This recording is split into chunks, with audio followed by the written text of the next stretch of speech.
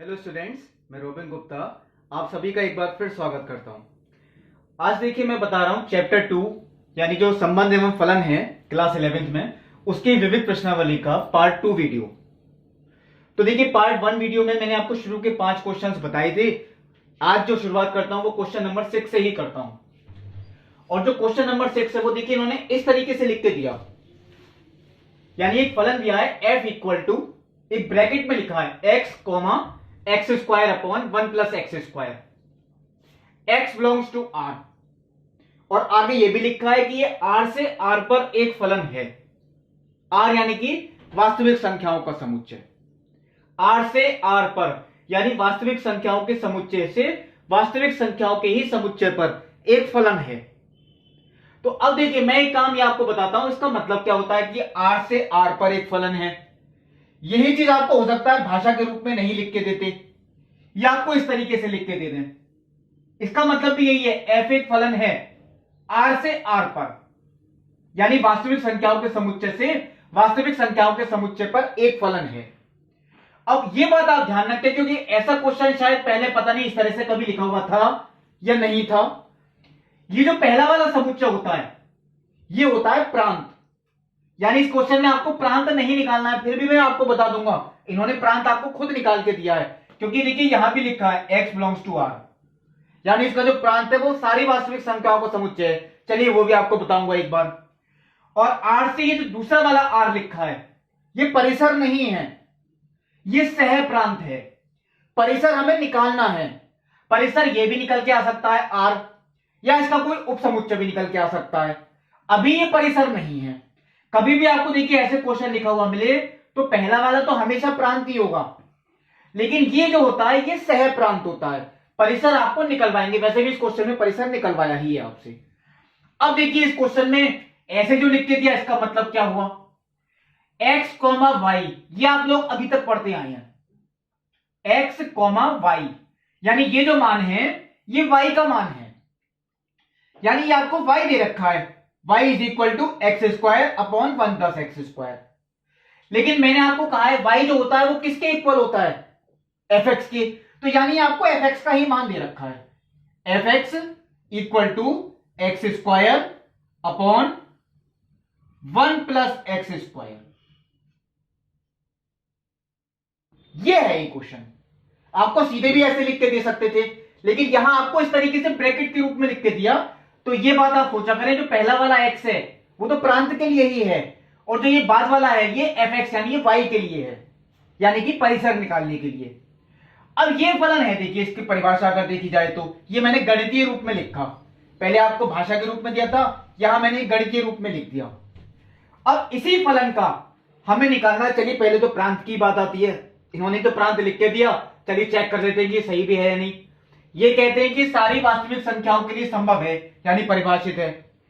अब ये अंश बटे हर का क्वेश्चन है, तो मेरी नजर में तो ये अनंत भी हो सकता है। और ये कब होगा अनंत, देखिए अनंत कोई भी चीज तब होती है जब बटे में 0 आ जाए, यानी बटे में क्या आ जाए 0। इसका मतलब क्या है, अगर ये चीज 0 हो जाए तो x की जो मान निकल के आएंगे उनके लिए फलन संभव नहीं होगा, क्योंकि अगर ये 0 हो गया तो फलन अपरिभाषित होगा। यानी x के ऐसे मान जिनके लिए x square plus 1 equal to 0 है, x के जो भी मान यहां से निकल के आएंगे उनके लिए फलन अपरिभाषित है, क्योंकि वो अनंत आएगा आपका उत्तर। अब मैं आपसे कहता हूं अगर x square plus 1 equal to 0 है, यानी x square is equal to minus के 1, क्योंकि 1 को हम इधर ले गए। अब बताएं कोई भी संख्या अगर x है हम उसका वर्ग निकालें वो हमेशा प्लस का उत्तर आता है, माइनस का तो कभी आता ही नहीं है। इसका मतलब x का कोई मान ही ऐसा संभव नहीं है जिसका मैं वर्ग करूं तो वो माइनस के 1 आ जाए, यानी कि असंभव है।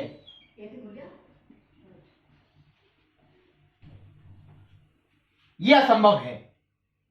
अब ये अगर असंभव है इसका मतलब है x का कोई भी मान ऐसा नहीं है जिसके लिए ये चीज 0 हो जाए, यानी ये कभी 0 हो ही नहीं सकती। यानी x square plus 1 equal to 0 ये असंभव है, ये कभी 0 नहीं हो सकती। और अगर ये कभी 0 हो ही नहीं सकती तो ये x के सारे मानों के लिए संभव है, यानी x का कोई भी मान आप रख के देखने आपका उत्तर आएगा, अनंत कभी आएगा ही नहीं। इन्होंने ये बात पहले लिख के दे दी, x बिलोंग्स टू r, यानी प्रांत आपको निकाल के ही दिया इन्होंने, सारी वास्तविक संख्याओं का समुच्चय। जो उसका प्रांत था वो सारी वास्तविक संख्याओं का समुच्चय है, यानी माइनस के अनंत से लेकर प्लस के अनंत तक। हमें क्या निकालना है? हमें निकालना है इसका परिसर। अब देखिए परिसर की शुरुआत में वैसे ही करता हूं जैसे मैंने आपको बताई थी। माना y is equal to f x.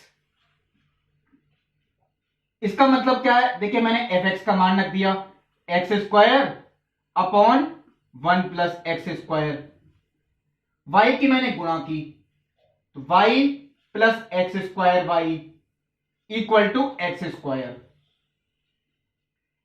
अब x का मान निकालें y के पदों में। यही चीज तो देखिए मैंने आपको बताई है। चलिए मैं पहले इसी के आगे लिखता हूं। हम x का मान निकालें अगर y के पदों में तो इसे मैं इधर लेके गया, यानी y is equal to x square minus x square y. क्या करते हैं चलिए आगे, यानी y is equal to x square मैंने कॉमन लिया, ब्रैकेट में क्या बचा 1 माइनस वाई। ये चीज हम बटे में ले गए तो देखिए मैंने यहां एक्स स्क्वायर का मान निकाल लिया, यानी कि y अपॉन 1 माइनस वाई। मैं x का मान निकाल सकता हूं, वर्गमूल में आएगा, इतना भी छोड़ सकते हैं। दोनों चीजों से देखिए उत्तर आपका आ सकता है। मेन आपका काम था x का मान निकालना, चाहे उसका वर्ग ही निकल के आ रहा है वो कोई गलती नहीं है।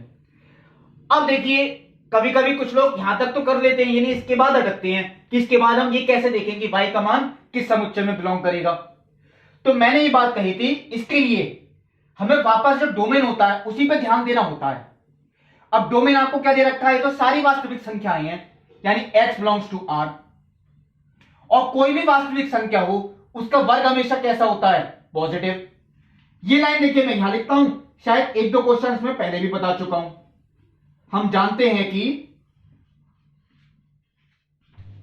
एक्स स्क्वायर बड़ा है या बराबर है 0 के, यानी किसी भी संख्या का वर्ग वो 0 से बड़ा होगा या 0 के इक्वल होगा, 0 से छोटा नहीं हो सकता। अब एक्स स्क्वायर का मान y upon 1 minus y greater than और इक्वल टू 0, क्योंकि एक्स स्क्वायर का मान देखिए यही था, y upon 1 minus y greater than और इक्वल टू 0। यानी अब हमें y के ऐसे मान चाहिए, ये बात ध्यान रखें। देखिए ये मान जो ये चीज पूरी आपकी ग्रेटर देन 0, यानी कि वो पॉजिटिव निकल के आए, या इक्वल टू 0 भी हो सकती है। ये माइनस की नहीं होनी चाहिए, ये अगर माइनस की हो गई पूरी वो हम नहीं लेंगे। मैं आगे देखिए लिख देता हूं, ग्रेटर देन 0 का मतलब क्या है? पॉजिटिव। या पहले लिख के रख लिया करें, आपसे कभी गलती नहीं होगी। यानी ये देखिए जो फलन है ये आपका पॉजिटिव होना चाहिए। अब देखिए मैंने आपको बात बताई थी, जब ये दोनों गुणनखंड यानी गुणा में होते हैं तो हम एक नंबर लाइन बनाते थे। मान लीजिए आपका इस तरीके से होता y into 1 minus y greater than और इक्वल टू 0, तो हम देखिए इसकी नंबर लाइन ही तो बनाते। ये बात मैंने आपको पिछले वीडियोस में बताई थी, जब भी दो गुणनखंड आपको दे रखे हैं तो हमें नंबर लाइन यानी जो वास्तविक रेखा संख्या होती है वो बनानी पड़ती है। अगर ये अंश बटे हर के रूप में आ गया तो भी आपको नंबर लाइन ही बनानी है। ये गुणनखंड भले ही अंश बटे हर के रूप में चाहे गुणा के रूप में, आपको नंबर लाइन बनानी ही है। बिना नंबर लाइन के आप ये भी नहीं निकाल पाएंगे कि ये जो फलन है ये पॉजिटिव कब होगा, नेगेटिव कब होगा। ये खुद भागफल के रूप में चाहे गुणनफल के रूप में आपको ये नंबर लाइन बनानी पड़ेगी। अब देखिए मैंने आपको देखिए यही बात बताई थी, हम इन्हें अलग अलग 0 के इक्वल रखते हैं, यानी हम इसे भी 0 के इक्वल रखेंगे और इसे भी 0 के इक्वल रखेंगे। तो y के दो मान निकल के आए, एक तो y इज इक्वल टू 0 आ रहा है, और जब इसे 0 के इक्वल रखा तो y इज इक्वल टू क्या आएगा 1। यानी देखिए y के दो मान आते हैं, एक तो 0 और एक क्या आते हैं 1, क्योंकि इन्हें अलग अलग 0 के इक्वल रखना है। तो देखिए अगर दो मान आए 0 और 1, छोटा वाला तो पहले ही आएगा यानी 0, बड़ा वाला बाद में आएगा यानी कि 1। ये मान देखिए आप कहां से निकल के आते हैं, दोबारा समझ लें। ये मान आपके निकल के आते हैं जब हम इन्हें अलग अलग 0 के इक्वल रखते हैं, यानी y इज इक्वल टू 0 को देखिए आ गया, और 1 minus y is equal to 0 तो y इज इक्वल टू 1 आ गया। अब ये तीन अंतराल हुए, अब इन तीनों में से ऐसे कौन से अंतराल है जिसमें ये फलन यहां पे ये पॉजिटिव होगा, ये हमें देखना है। चलिए शुरुआत हम बाईं तरफ से ही करते हैं। इसका मतलब है 0 से छोटी संख्याएं हैं, अगर ये 0 से छोटी हैं तो वो माइनस की होंगी, तो मुझे माइनस की संख्या लेनी है -1, -2। ये y का मान आप कोई भी रख के देखें, देखिए ये जो अंतराल है ये y के लिए है, तो y इसमें अंतराल में -1 भी आता है, -2 भी आता है। चलिए मैं -1 रख के देखता हूं। मैंने y का मान रखा है -1, तो ये तो -1 ही हो गया। और y का मान जब यहां -1 रखा तो माइनस माइनस क्या होता है प्लस, तो 1 + 1 2 आ गया। तो माइनस के 1/2, माइनस का 1/2, ये तो उत्तर माइनस का आ रहा है। और अगर उत्तर माइनस का आ रहा है तो मैंने यहां माइनस का चिन्ह लगा दिया। इसका मतलब क्या है, इस अंतराल की कोई भी संख्या रख के देख लें आप, इसमें आपका उत्तर नेगेटिव आएगा। फिर देखिए एक बार 0 से 1 के बीच की कोई संख्या। अब आप कहेंगे 0 से 1 के बीच में पूर्णांक तो है नहीं, 0.5 रख सकते हैं। कभी कभी ऐसा होता है हमें पॉइंट में रखनी पड़ती है। चलिए 0.5 रख के देखते हैं। मैंने यहां 0.5 रखा तो ये 0.5 आ रहा है, और यहां 0.5 रखा तो 1 - 0.5, ये भी 0.5 आ रहा है। तो 0.5/0.5 1 आ गया पॉजिटिव। कोई भी दशमलव की संख्या रख के देख लें 0 से 1 के बीच की, ये जो आपका उत्तर है ये आपका उत्तर पॉजिटिव आएगा। अब आता है लास्ट वाला अंतराल 1 से बड़ी। 1 से बड़ी देखिए, चलिए 2 रख सकते हैं। मैं अगर इसमें 2 रखता हूं, y का मान मैंने 2 रखा है ऊपर 2, और 1 - 2 -1, तो 2/-1 -2 नेगेटिव आ रहा है। यानी 1 से बड़ी कोई भी संख्या रख के देख लें आप, इसमें उत्तर आपका नेगेटिव आएगा। अब ये कंप्लीट हो गई। इस अंतराल में ये फलन देखिए नेगेटिव है, इस अंतराल में ये फलन पॉजिटिव है, और इस अंतराल में ये फलन नेगेटिव है।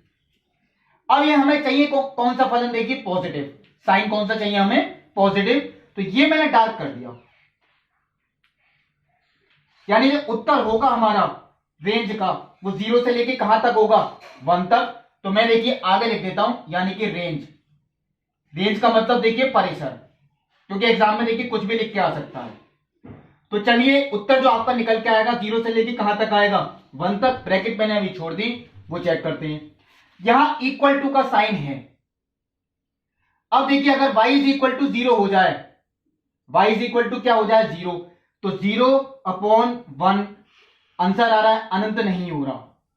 यानी इसमें 0 इंक्लूड हो सकता है, क्योंकि अगर मैं 0 लेता हूं तो उत्तर आपका पॉजिटिव आ रहा है, यानी 0 पे तो बड़ी ब्रैकेट आएगी।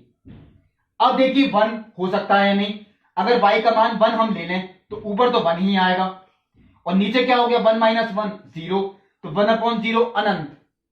यानी 1 इसमें इंक्लूड नहीं है, 1 हम नहीं ले सकते। यानी 1 पे कैसी ब्रैकेट आएगी, ये ओपन ब्रैकेट। तो जो इसकी रेंज निकल के आई वो 0 से लेके कहां तक आई, 1 तक। देखिए इसे हम ऐसे भी लिख सकते हैं, y इज ग्रेटर देन और इक्वल टू 0, क्योंकि यहां बड़ी ब्रैकेट है, लेकिन लेस देन 1।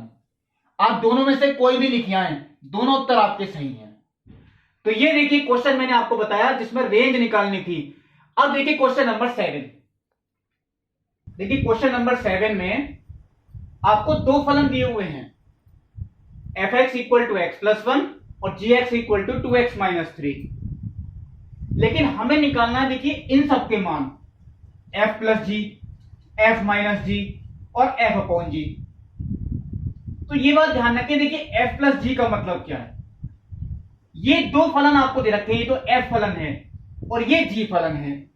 तो इन दोनों फलनों का जो योगफल है वो भी एक फलन ही होगा, और उस फलन को जो हम परिभाषित करेंगे वो करेंगे f + g से, यानी f + g इन दोनों का योगफल है। ऐसे ही देखिए f - g, इन दोनों फलनों का जो अंतर है वो फलन कहलाएगा f - g, और ये जो कहलाएगा देखिए f/g, वो इन दोनों फलनों का भागफल यानी कि कोशेंट, यानी अंश बटे हर के रूप में अगर हम इसे लिखते हैं तो ये भी एक फलन है, ये कहलाएगा f/g। अब देखिए इसका मान कैसे निकालें, f + g का। कोई भी फलन देखिए x के मान पे ही परिभाषित होता है। ये f + g फलन है, इसका मतलब ये नहीं हम इसे ऐसे ही लिख के छोड़ दें, ये भी किसी न किसी मान के लिए परिभाषित होगा, वो हम x ही मानेंगे। अभी तक आप केवल सिंगल लेटर पढ़ रहे थे, ये f + g खुद एक फलन है, इसे मैं h मान सकता हूं, समझ लीजिए hx हो गया। अब इसको परिभाषित कैसे करें, बहुत सिंपल, आपको दोनों को अलग अलग जोड़ना है, यानी fx + gx। क्या आंसर आएगा, चलिए ऊपर ही जोड़ के लिख देते हैं, x + 2x 3x हो गया, और 1 - 3 - 2। आ गया आंसर। फिर देखिए एक बात, ये देखिए दोनों फलनों का अंतर है, इसका मतलब क्या है, एफ एक्स माइनस जी एक्स, यानी इसमें से अगर इसे माइनस कर दें, चलिए माइनस करते हैं, x माइनस के 2x, माइनस के x ही बचा, और 1 ये प्लस हो जाएगा, देखिए क्योंकि इसे माइनस करेंगे तो माइनस माइनस क्या होता है, प्लस, तो 1 प्लस 3 ये आ गया 4, ये भी आंसर आ गया। अब आता है f अपॉन जी, यानी दोनों फलनों का भागफल, तो इसका मतलब भी देखिए क्या है, ये भी किसी न किसी मान के लिए ही परिभाषित है। इसे हम पहले इस तरीके से लिखेंगे, एफ एक्स अपॉन जी एक्स, एफ एक्स का मान x प्लस 1 और जी एक्स का मान 2x माइनस 3, ये भी आंसर आ गया। लेकिन देखिए इसे थोड़ा सा मैं इनकम्प्लीट मानूंगा, क्योंकि ये अंश बटे हर के रूप में है, और अंश बटे हर के रूप में है तो इसका मतलब ये कभी अनंत भी हो सकता है, यानी वो x का ऐसा कौन सा मान है जिस पर ये अनंत होगा, वो हम नहीं लिखेंगे, वो चीज मैं ऐसे करके दिखा दूंगा, x is not equal to, यानी x का मान ये नहीं होना चाहिए, क्योंकि अगर वो हो गया तो वो अनंत आएगा। कौन सा मान होगा वो, मैंने आपको देखिए कई बार बताया, ये अगर 0 हो जाएगा तो ये आपका पूरा आंसर अनंत आएगा। इसका मतलब क्या है, 2x माइनस 3 इक्वल टू 0, देखिए चलिए मैं इधर कर देता हूं, यानी अगर 2x माइनस 3 इक्वल टू 0 हो गया, इसका मतलब क्या है, 2x इक्वल टू 3, तो x इक्वल टू 3/2, यानी अगर x इक्वल टू 3/2 हो गया तो ये अनंत आएगा, तो हम 3/2 ले ही नहीं सकते, ये गलत है। यही चीज मैं लिख रहा हूं, x is not equal to 3/2। ये उन क्वेश्चंस में देखिए आपको देखना है जो अंश बटे हर के रूप में है, ऊपर वाला ऐसा नहीं था, देखिए ये भी बिल्कुल ठीक है, ये सबके लिए परिभाषित है, ये भी सबके लिए परिभाषित है, केवल ये 3/2 के लिए परिभाषित नहीं है, बाकी ये सबके लिए परिभाषित है। तो देखिए मैंने आपको ये भी कंप्लीट बताया। अब देखिए क्वेश्चन नंबर 8, ये ब्रैकेट के रूप में आपको दे रखी है, एफ एक फलन है, जैसे 1,1 दिया, 2,3, 0,-1, -1, -3, केवल ये 4 क्रमिक युग्म हैं। इसका मतलब क्या है, ये एफ एक फलन है जिसमें 1 का संबंध 1 से है, तो मैं देखिए यहां लिखता हूं, अगर 1 का संबंध 1 से ही है, इसका मतलब f1 इज इक्वल टू 1। क्यों, देखिए दोबारा समझें आप, मैंने आपके सामने ये बात लिख दी, आप लोग ये पढ़ चुके हैं, y is equal to f x होता है, ये मैं हटा दूंगा, y इज इक्वल टू क्या होता है, एफ एक्स। यहां x का मान कितना है, 1, और y का मान कितना है, 1, तो f1 इज इक्वल टू 1, वही तो लिखा देखिए मैंने, और इसका मतलब ये तो है, x का संबंध किससे है, y से, यानी 1 का संबंध किससे है, 1 से। ये चीज आप ऐसे लिखते हैं, आपको ये लिखने की जरूरत नहीं थी। चलिए फिर दोबारा करते हैं, आपको चलिए एक बार इससे बता देता हूं, x का मान कितना है, 2, तो ये तो हो गया f2 इक्वल टू y का मान कितना है, 3, देखिए मैंने यहां लिख दिया। फिर देखिए x का मान कितना है, 0, f0 हो गया, y का मान कितना है, -1, तो f0 इज इक्वल टू -1। फिर देखिए x का मान कितना है, -1, और y का मान कितना है, -3। देखिए 1 का संबंध 1 से, 2 का संबंध 3 से, 0 का संबंध -1 से, -1 का संबंध -3 से। कभी भी आपको इस तरीके से दें तो आप पहले इस तरीके से लिख लें फलन को। अब आगे क्या दे रखा है, क्योंकि मैंने अभी उधर वाली बात आपको नहीं बताई थी, ये f एक फलन है, लेकिन z से z पर, यानी पूर्णांकों के समुच्चय से पूर्णांकों के समुच्चय पर एक फलन है ये, यानी यहां पे जो प्रांत है वो एक पूर्णांकों का समुच्चय है, और जो ये सह प्रांत है वो भी एक पूर्णांकों का ही समुच्चय है। और फलन आपको देखिए ऐसे परिभाषित कर रखा है, इनकम्प्लीट है, क्योंकि यहां ए और बी के मान आपको नहीं पता, वो ही निकालने हैं, जब वो निकल आएंगे तब फलन आपका पूरा परिभाषित होगा। ये कैसे करें, देखिए मैं इसी के आगे, देखिए अब यहां 4 समीकरण बनेंगी, मैं ये इन्हीं के आगे लिखता हूं।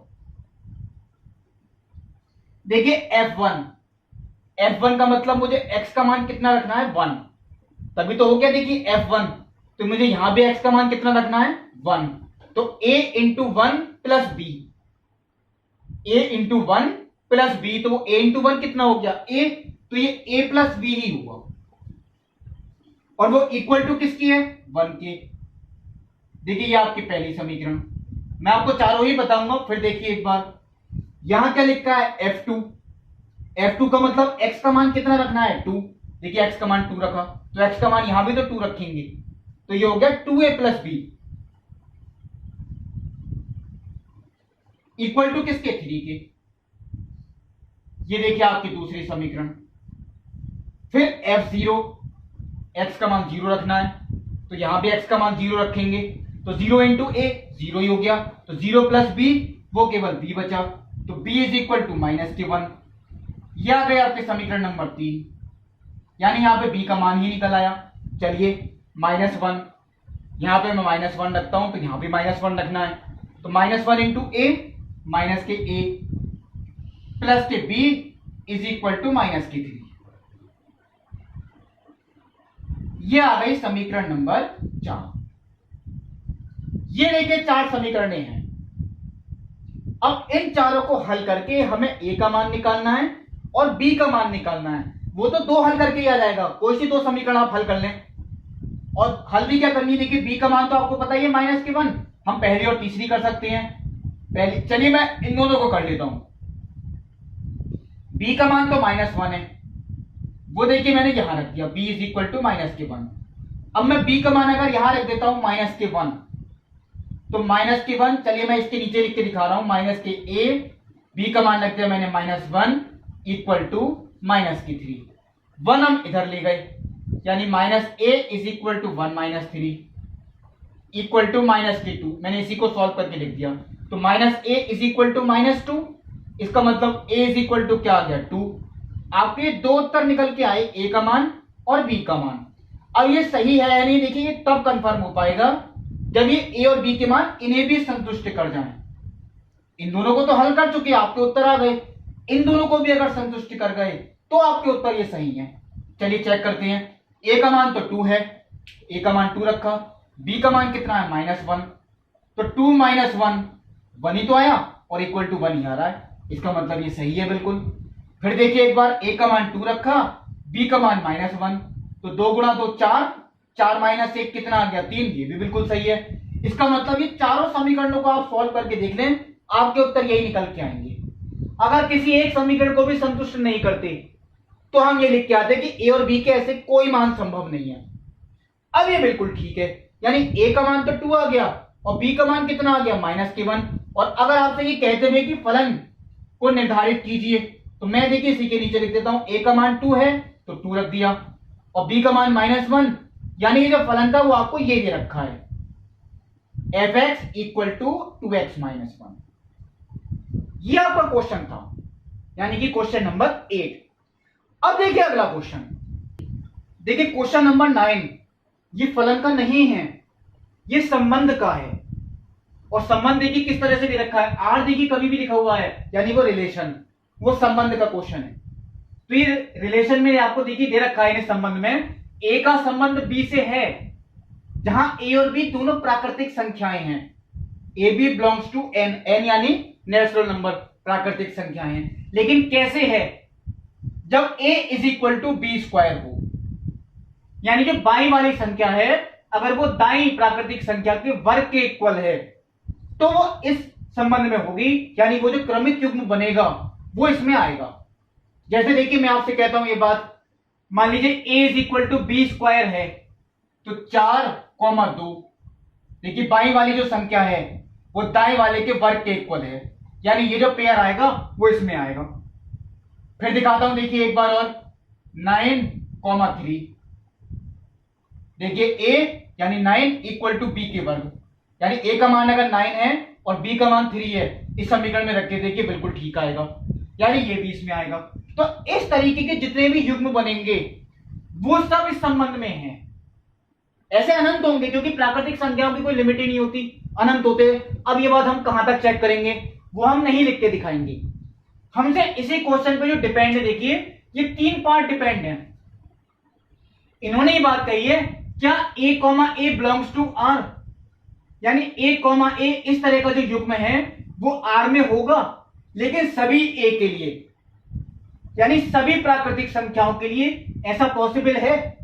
जैसे 1,1, 2,2, 3,3 ऐसा होगा? 1,1 तो आप लोग सोच रहे होंगे क्योंकि 1 इज इक्वल टू 1 का स्क्वायर है। लेकिन अगर आपने देखिए पूछा है सभी के लिए ट्रू है या नहीं, अगर आपने एक एग्जाम्पल से भी गलत प्रूफ कर दिया तो ये गलत मानी जाएगी बात। अब मेरी नजर में ऐसे अनंत एग्जाम्पल हैं जो ये जो पेयर है यानी कि ए कॉमा ए, ये इसमें होगा ही नहीं, ये इसे गलत प्रूफ करेंगे। कैसे देखिए मैं बताता हूं आपको। चलिए ये मैं यहां से हटा देता हूं। देखिए ए कॉमा ए यानी बाई वाली जो संख्या है वो दाई वाली के वर्ग के इक्वल है, यानी a is equal to a square हो जाए। अगर ऐसा है इसका मतलब देखिए ये तो वो a is equal to a square, तो कोई भी संख्या अगर अपने आप के वर्ग के इक्वल है वो केवल 1 तो हो सकती है, क्योंकि 1 इज इक्वल टू 1 का स्क्वायर, 0 तो चलिए इसमें आता ही नहीं है। लेकिन और कोई संख्याएं और कोई हो ही नहीं सकती। आप कोई सा भी एग्जाम्पल ले सकते हैं, वो इसे गलत प्रूफ करेंगी। मैं देखिए यहां पे लिख देता हूं। मान लीजिए मैंने a कमांड 2 लिया, तो मैं यही तो लिखूंगा, देखिए 2 इज नॉट इक्वल टू 2 का स्क्वायर, क्योंकि a कॉमा a का मतलब क्या है? किसी भी संख्या का संबंध अपने आप से ही है। 2 इज इक्वल टू 2 स्क्वायर ऐसा तो नहीं है। 2 इज इक्वल टू 2 स्क्वायर, क्योंकि 2 का स्क्वायर तो 4 होता है, तो 2 इज नॉट इक्वल टू 2 का स्क्वायर, यानी ये देखिए गलत प्रूफ कर रहा है। आप 3 ले सकते हैं, 3 इज नॉट इक्वल टू 3 का स्क्वायर, 3 भी अपने आप के वर्ग के इक्वल तो नहीं है, वो तो छोटी है। ऐसे कोई भी एग्जाम्पल ले लें आप, 1 के अलावा, 1 तो देखिए कर रहा है। अगर एक भी एग्जाम्पल आपको देखना है, देखिए सभी के लिए मैंने ये लगा दिया फॉर ऑल, बुक में लिखा भी है, सभी के लिए बात देखनी है, सभी के लिए। तो इसका मतलब अगर एक भी एग्जाम्पल आप दे दें जो इसे गलत प्रूफ कर रहा है, ये गलत हो जाएगी बात। मैंने देखिए एक एग्जाम्पल ले लिया, 2 इज नॉट इक्वल टू 2 का स्क्वायर, इसका मतलब a is not equal to a का square for all a belongs to n, यानी जितनी भी प्राकृतिक संख्याएं हैं वो अपने आप के वर्ग के इक्वल नहीं हो सकती। ये सभी के लिए ट्रू है बात। चलिए 1 के छोड़ दें, 1 तो अपवाद मान लीजिए, बाकी किसी में ट्रू होगी नहीं, यानी a is not equal to a का स्क्वायर। और अगर ऐसा है तो ऐसा कोई भी पेयर इसमें होगा ही नहीं, और अगर ऐसा कोई भी पेयर इसमें होगा ही नहीं तो वो r को बिलोंग करेगा ही नहीं। यही चीज हमें दिखानी थी, यानी कि a comma a does not belongs to r, यानी ऐसा कोई पेयर जब वो सेटिस्फाई नहीं कर रहा है समीकरण को, तो वो इसमें हो ही नहीं सकता, यानी वो संबंध में होगा ही नहीं। For all a belongs to n, तो इसका मतलब ये जो आपका कथन था ये हो गया असत्य। ये मैंने देखिए इसी के आगे लिख दिया। आप लोग पीछे लिख सकते हैं, अतः दिया गया कथन असत्य है। अब देखिए इसका सेकंड पार्ट, अगर a कॉमा b इसमें बिलोंग कर रहा है तो ये का जरूरी है कि b कॉमा a भी करेगा बिलोंग।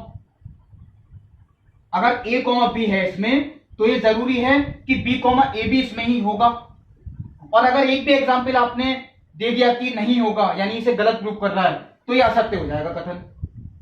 इसका मतलब देखिए यही तो हुआ, अगर a is equal to b square है तो ये b is equal to a square भी होगा। यही चीज हमें दिखानी है। चलिए मैं देखता हूं यहां पे, देखिए 9 इज इक्वल टू 3 का स्क्वायर, ये बात देखिए बिल्कुल सही है। मैंने a का मान 9 लिया है और b का मान 3 लिया है, तो 9 इज इक्वल टू 3 का स्क्वायर। इसका मतलब क्या है, 9,3 तो इसमें बिलोंग कर रहा है, ये देखिए मैंने पहले लिख दी, 9,3 बिलोंग करेगा r को। लेकिन अब देखिए अगली बात, यानी a कॉमा b तो चलिए कर रहा है, अब देखना है मुझे इसका उल्टा। अगर 9 इज इक्वल टू 3 का स्क्वायर है तो बताइए 3 इज इक्वल टू 9 का स्क्वायर, ये तो नहीं है, ये तो गलत है, क्योंकि ये तो 81 आएगा। 9 तो है 3 के स्क्वायर के इक्वल, लेकिन 3 नहीं है 9 के स्क्वायर के इक्वल। इसका मतलब 9,3 तो बिलोंग कर रहा है, लेकिन 3,9 नहीं कर रहा। ये देखिए मैंने आगे लिख दी बात। आप कोई और भी एग्जाम्पल ले सकते हैं, एक एग्जाम्पल काफी है देखिए गलत प्रूफ करने के लिए। 9,3 तो बिलोंग कर रहा है, 3,9 नहीं कर रहा। इसका मतलब क्या है, a कॉमा b ये तो बिलोंग कर रहा है, लेकिन b कॉमा a ये बिलोंग नहीं कर रहा। यानी ये बहुत से ऐसे होंगे, ये सभी के लिए बात ट्रू नहीं है कि ए कॉमा बी कर रहा है तो बी कॉमा ए भी कर जाएगा। ये सभी के लिए 1 कॉमा 1 के लिए हो सकती है बस, बाकी तो शायद किसी के लिए नहीं आएगी। यानी for all a b belongs to R, अतः दिया गया कथन यानी ये भी असत्य हो गया। अब देखिए तीसरा पार्ट, अगर ए कॉमा बी बिलोंग कर रहा है आर को, यानी ए कॉमा बी इसमें है, बी कॉमा सी वो भी इसमें है, तो क्या यह जरूरी है कि ए कॉमा सी भी इसमें होगा? यानी अगर ए का संबंध बी से है और बी का संबंध सी से है, तो क्या यह जरूरी है कि ए का संबंध सी से हो? और अगर ऐसा नहीं है तो आप एक एग्जांपल दें गलत प्रूफ करने के लिए, ये कथन असत्य हो जाएगा। यानी ए का संबंध तो हो बी से, बी का संबंध हो सी से, लेकिन ए का संबंध नहीं हो सी से।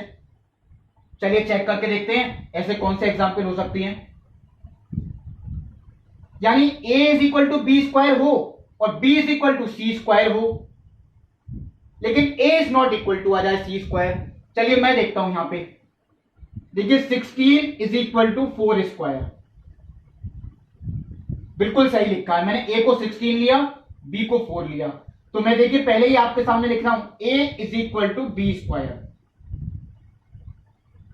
a is equal to b square. इसका मतलब चलिए ये भी हटा देता हूं, 16 का संबंध किससे है? 4 से। मैं यहां पे ऐसे लिखता हूं 16, 4, यानी a, b ये बिलोंग कर रहा है r को। देखिए जैसे मैंने ऊपर लिखा, तो ये बात तो बिल्कुल सही लिखी, 16, 4। तो मैंने a का मान तो 16 लिया, b का मान कितना लिया? 4।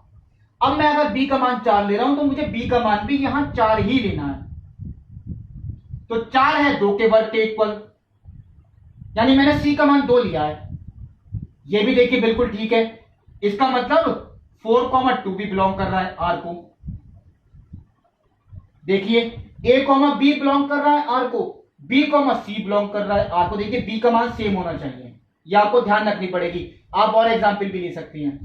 अब मुझे देखना है a, c भी करेगा, यानी 16 जो है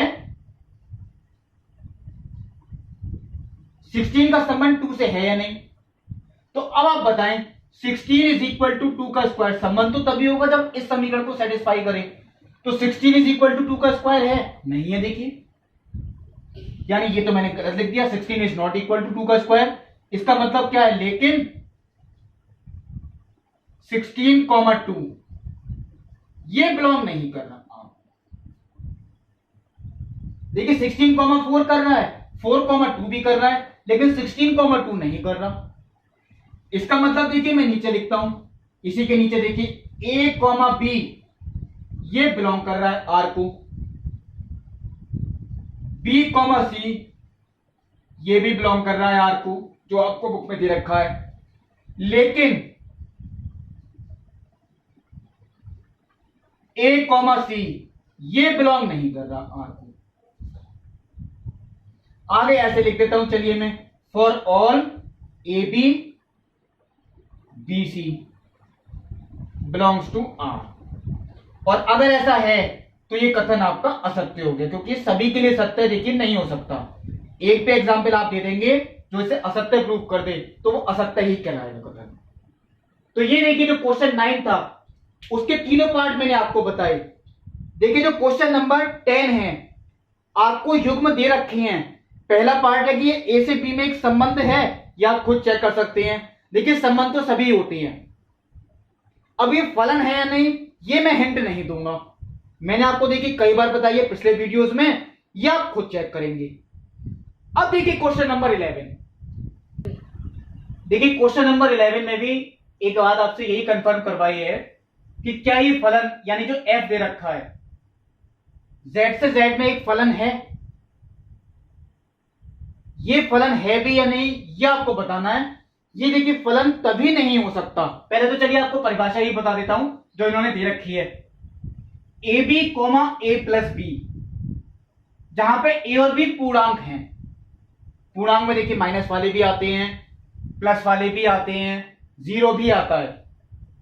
तो ये दो पूर्णांक है देखिए ए और बी, तो इनका जो गुणनफल है वो संबंधित है किससे?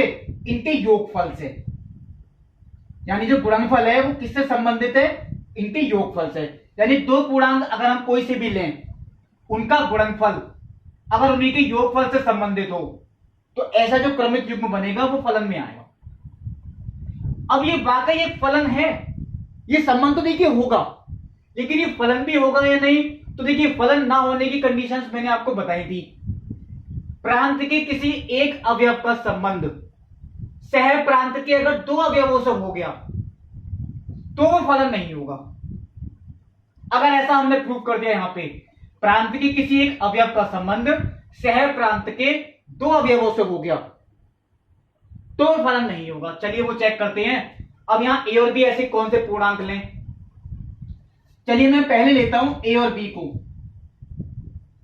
ए को मैंने 2 लिया और बी को लिया 3। तो ए गुणा बी यानी 2 गुणा 3, देखिए वो 6 आएगा। और ए प्लस बी यानी 2 प्लस 3 वो क्या आएगा? 5। इसका मतलब क्या है? 6 का संबंध किससे है? 5 से। 6 का संबंध किससे है? 5 से। तो इसे मैं देखिए ऐसे ही तो दिखाऊंगा, f6 इक्वल टू 5। ऐसे तो पढ़ेंगे देखिए x कॉमा y, तो y is equal to fx, ये तो बताता हूं। यानी 6 का संबंध किससे है? 5 से। चलिए मैंने अभी नोट कर ली बात। अब फिर मैं a और b को ऐसे दो पूर्णांक लूंगा जिनका गुणनफल 6 ही आ रहा हो। आप कोई से भी ले सकते हैं, इसके अनंत एग्जाम्पल हो सकते हैं। अब ये मैंने 2 और 3 तो ले लिए। चलिए मैंने a को 6 लिया और b को लिया 1। मैं ऐसी संख्याएं ले रहा हूं कि इनका गुणनफल वही आए। तो देखिए a का मान 6 है और b का मान 1, तो 6 गुणा 1 वो तो 6 ही हो गया, और 6 प्लस 1 वो हो गया 7। यानी इसी परिभाषा के अकॉर्डिंग जो आपको दे रखा है, 6 का संबंध किससे है? 7 से। मैं इसे ऐसे ही तो लिखूंगा, देखिए f6 इक्वल टू 7, यानी 6 का संबंध 7 से है। अब 6 का संबंध 5 से भी है, 6 का संबंध 7 से भी है, यानी मैं ऐसे भी दिखा सकता हूं, देखिए 6 का संबंध 5 से और 6 का संबंध 7 से। यानी प्रांत के एक अवयव का संबंध सह प्रांत के दो अवयवों के साथ है, और अगर ऐसा है तो ये एक फलन नहीं है। यहां मैं देखिए लाइन लिख भी देता हूं, प्रांत के अवयव 6 का संबंध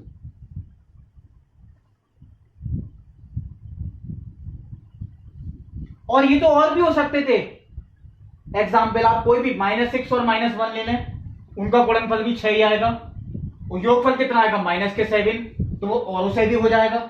मैं तो केवल यही दो दिखा रहा हूं, यही काफी था। देखिए ये फलन ना प्रूफ होने के लिए, प्रांत के अवयव 6 का संबंध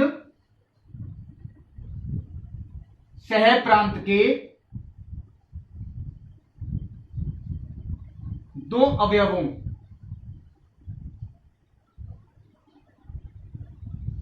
5 तथा 7 से है। यानी सह प्रांत के अवयव का संबंध सह प्रांत के दो अवयवों से है। इसका मतलब अतः f एक फलन नहीं है। ये मैंने अंडरलाइन भी कर दिया। ऐसे और कोई एग्जाम्पल जो भी आपके दिमाग में आए, एक संख्या का संबंध अगर 2 के साथ आ रहा है, फलन नहीं होगा। आप कोई और भी ले सकते हैं अपनी प्रैक्टिस के लिए। अब देखिए जो आपको बुक में दे रखा है लास्ट क्वेश्चन, शायद मैं आपको हिंट दे दूं या ना भी देने की जरूरत पड़े। इन्होंने दे रखा है एक समुच्चय है 9, 10, 11, 12, 13, एक समुच्चय है, और f एक फलन है a से n पर। f जो एक फलन है वो a से कहां पर है? n पर। कि fn इज इक्वल टू क्या दे रखा है? n का महत्तम अभाज्य गुणांक। तो f का परिसर निकालना है। देखिए आपको इस तरीके से दे दिया है, fn is equal to n का महत्तम अभाज्य गुणक। अब आप यहां देखेंगे यहां कौन कौन सी संख्याएं रखें कि उत्तर निकालें। तो प्रांत तो आपको देखिए इतना ही दे रखा है 9, 10, 11, 12, 13। आपको देखिए यहां 9 रख के निकालना है, उत्तर क्या आएगा। फिर क्या निकालना है? 10 रख के निकालना है, फिर 11 रख के भी निकालना है, 12 भी रखना है और 13 भी रखना है। अब आप लोग ये सोचेंगे आगे क्या करें इसके, n का महत्तम अभाज्य गुणक, तो 9 का महत्तम अभाज्य गुणक, तो 9 के जब आप गुणनखंड करेंगे तो जो उसका सबसे बड़ा गुणनखंड होगा वो आपका उत्तर आएगा। तो 9 के गुणनखंड 3 गुणा 3, तो इसका सबसे बड़ा वो 3 ही आता है। देखिए 10 का क्या लिखेंगे, 2 गुणा 5, तो इसका सबसे बड़ा गुणनखंड 5 हो गया, अभाज्य होना चाहिए, अभाज्य ही है। 11 के 11 गुणा 1, तो खुद 11 ही हो गया। 12 के 2 गुणा 2 गुणा 3, 2 गुणा 2 गुणा 3, तो इसका महत्तम कितना हो गया 3। और 13 के 13 इंटू 1, वो आ गया 13। आपसे क्या पूछा था, इसका परिसर, और परिसर का मतलब क्या होता है, जो आपके ये उत्तर निकल के आ रहे हैं, तो आपके उत्तर क्या क्या निकल के आए। देखिए 3 भले ही 2 बार आ रहा है, हम केवल एक बार लिखेंगे। 5, 11, 13। चलिए मैंने ही कर दिया। देखिए यह आपका क्वेश्चन कंप्लीट हो गया। ये था आपका क्वेश्चन नंबर 12। तो ये देखिए आपका जो चैप्टर था संबंध एवं फलन, ये चैप्टर आपका इस वीडियो में कंप्लीट होता है। जो अगली वीडियो होगी वो होगी नेक्स्ट चैप्टर यानी कि त्रिकोणमिति की, वो मैं आपको अगली वीडियो बताऊंगा। तब तक के लिए नमस्कार।